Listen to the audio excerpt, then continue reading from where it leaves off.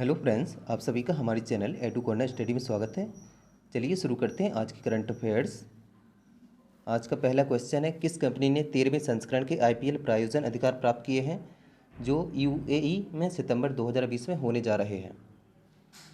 तो इसका आंसर है ड्रीम 11। भारतीय क्रिकेट कंट्रोल बोर्ड बीसीसीआई ने इंडियन प्रीमियर लीग आईपीएल 2020 के शीर्षक प्रायोजन अधिकार को ड्रीम 11 को प्रतिवर्ष 222 करोड़ रुपए की औसत बोली के साथ प्रदान किए हैं। आईपीएल 2020 का आयोजन 19 सितंबर से 10 नवंबर 2020 तक यूएई संयुक्त अरब अमीरात में होने हैं। ड्रीम 11 की स्थापना हुई थी 2008 में और इसको हेडक्वार्टर मुंबई में और इसके फाउंडर हैं हर्ष जैन और भावित शाह। अगला क्वेश्चन है, अगस्त 2020 में पंडित जसराज का निधन हो गया, वह एक प्रसिद्ध हैं। तो इसका आंसर है गायक। पंडित जसराज एक भारतीय शास्त्रीय गायक का निधन कार्डियक अरेस्ट के कारण न्यू जर्सी, न्यूयॉर्क, संयुक्त राज्य अमेरिका में उनके घर में 90 साल की उम्र में हो गया। उनका जन्म 28 जनवरी 1930 को हरियाणा के हिसार जिले में हुआ था। उन्होंने पद्मश्री 1975 में और पद्म भूषण 1990 में और पद्म विभूषण सन 2000 में प्राप्त किया था। अगला क्वेश्चन है, क्रिकेटर लॉरा अलेक्जेंड्रा मार्श जिन्होंने हाल ही में संन्यास की घोषणा की, वह किस राष्ट्रीय टीम के लिए खेले हैं? इसका आंसर है इंग्लैंड। 13 अगस्त 2020 को इंग्लैंड के स्पिनर लॉरा अलेक्जेंड्रा मार्श ने क्रिकेट के सभी प्रारूपों से संन्यास की घोषणा की। दिसंबर 2019 में उन्होंने अंतर्राष्ट्रीय क्रिकेट से सेवानिवृत्ति की घोषणा की और अब घरेलू कैरियर से भी छुट्टी ले ली है। इंग्लैंड की राजधानी लंदन, मुद्रा है पाउंड स्टर्लिंग। अगला क्वेश्चन है, जैविक किसानों की संख्या के आधार पर भारत की रैंक क्या है? इसका आंसर है 1। कृषि और किसान कल्याण मंत्रालय के अनुसार भारत जैविक किसानों की संख्या में पहले स्थान पर है और जैविक खेती के तहत क्षेत्र के मामले में 9वें स्थान पर है। विशेष रूप से सिक्किम पूरी तरह से जैविक बनने वाला दुनिया का पहला राज्य था और त्रिपुरा और उत्तराखंड सहित अन्य राज्यों ने एक ही लाइन पर होने का लक्ष्य रखा है।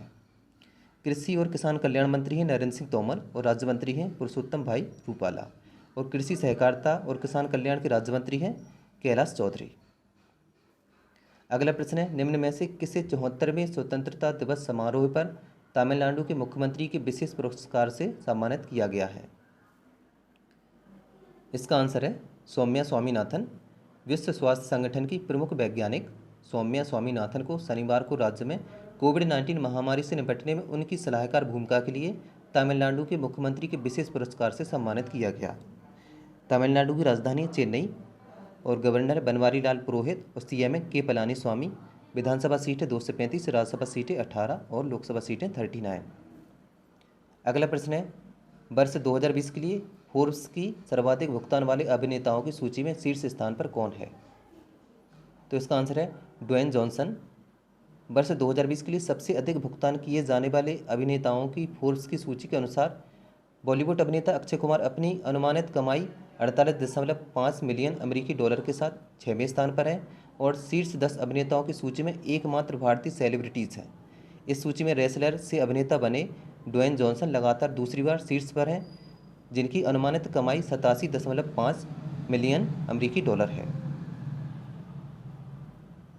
अगला प्रश्न है, उस भारतीय क्रिकेटर का नाम बताइए जिसे ओकले का ब्रांड एम्बेसडर नियुक्त किया गया।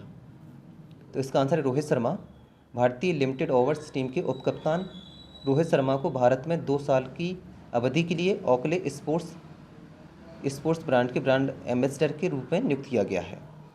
ओकले की स्थापना हुई थी 1975 में, जिसके फाउंडर एंड चेयरमैन हैं जिम जनार्ड और हेडक्वार्टर है कैलिफोर्निया, यूएस में।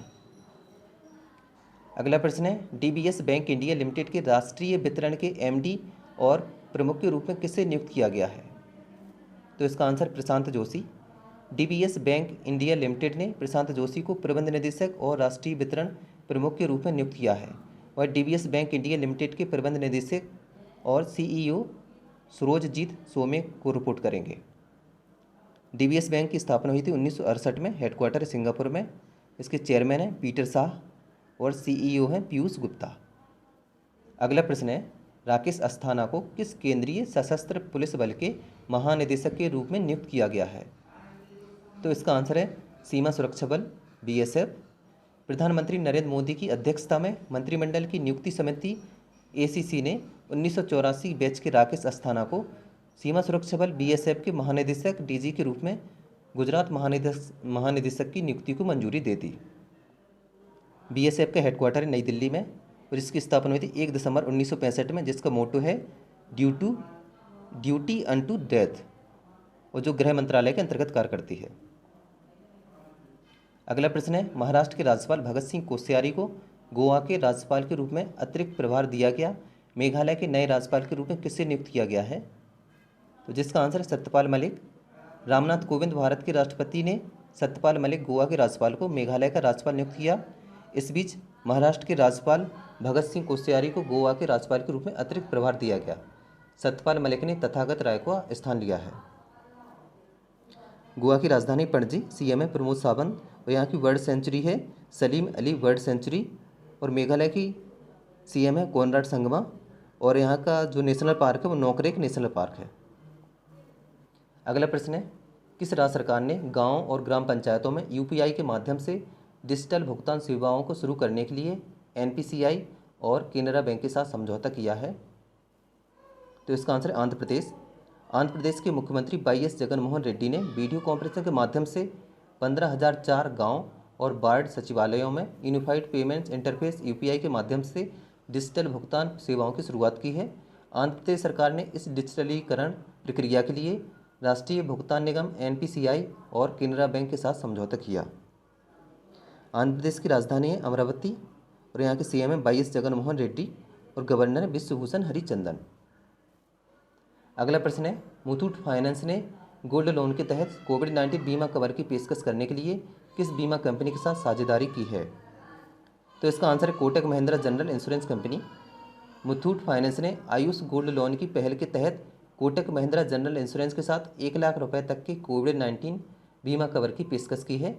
कवर केवल उन ग्राहकों के लिए उपलब्ध होगा जो मुथूट सुपर लोन योजना के तहत मुथूट फाइनेंस से गोल्ड लोन का लाभ उठाते हैं। मुथूट फाइनेंस का हेड ऑफिस है कोची, केरल में। इसके चेयरमैन है एमजी जॉर्ज मुथूट और इसके मैनेजिंग डायरेक्टर हैं जॉर्ज अलेक्जेंडर मुथूट। और कोटक महिंद्रा जनरल इंश्योरेंस के हैं हेडक्वार्टर है मुंबई में और एमडी और सीईओ हैं महेश बाला सुब्रमण्यम। अगला प्रश्न है, केंद्र सरकार ने किस वर्ष तक पेट्रोल के 10% बायो एथेनॉल को प्राप्त करने का लक्ष्य रखा है? इसका आंसर है 2022।